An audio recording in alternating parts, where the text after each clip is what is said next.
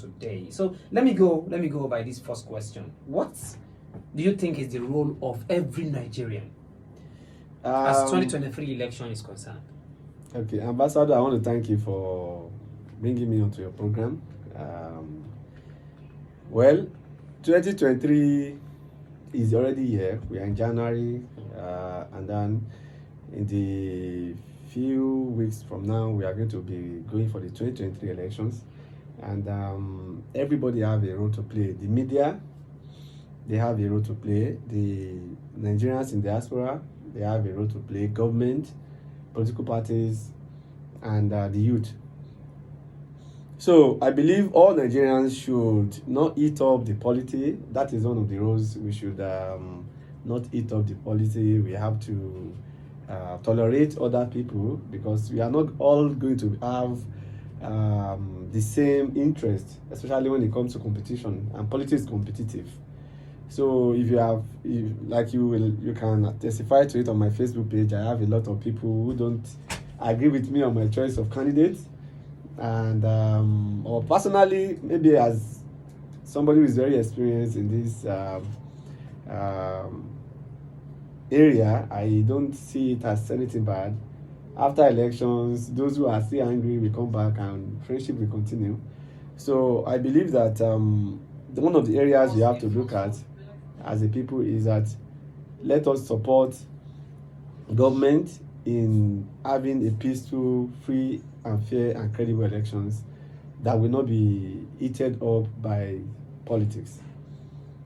So that is the first aspect for all Nigerians. Either you are in party A or in party B, either you are a Muslim or a Christian, either you are Yoruba, Igbo, Hausa, or Fulani. We should just all work together to have a credible, free and fair election that will not put all of us into trouble.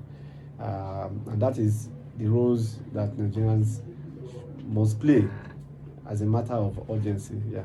Okay. You've heard that. The next thing I want us to talk about is, in your own view, everyone from every angle, from every region, from every state, from every street, every local government ward are clamoring for change, be it from party A, party B, or whatsoever, even outside politics. Now, as you see, do you think Nigerians are truly ready for change? Do you think Nigerians can change? Not even Nigeria as a country now. The people, the Nigerians. The people. Well, Nigerians can change, because the only thing that is permanent and constant is change. However, are Nigerians ready for change? I don't think so. And I will tell you why. In 2010, the population of Nigeria was just a little bit above 150 million people.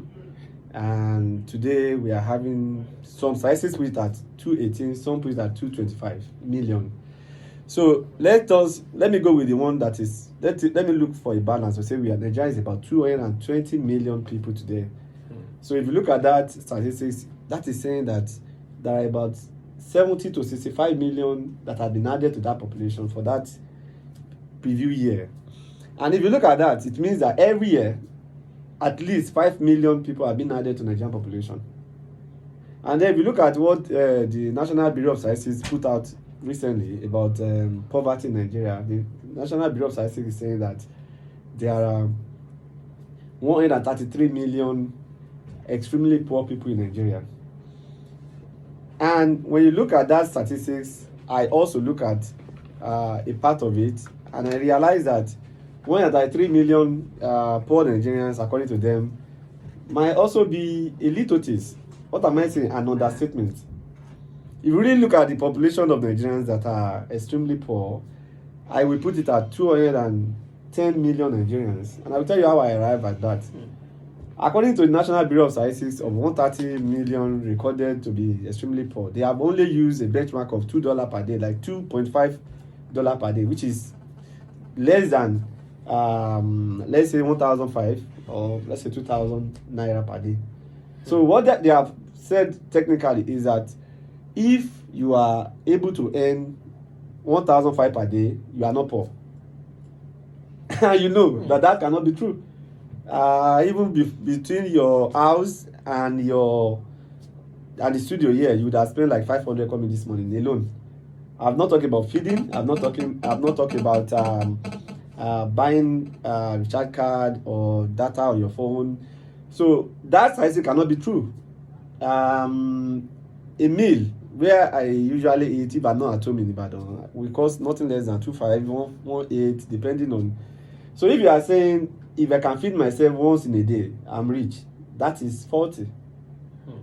Meanwhile, if you compare that to what they call poverty line in the UK or in America, in the UK, if you earn about 20,000 per day, that's when they will say you are poor. The same thing with America.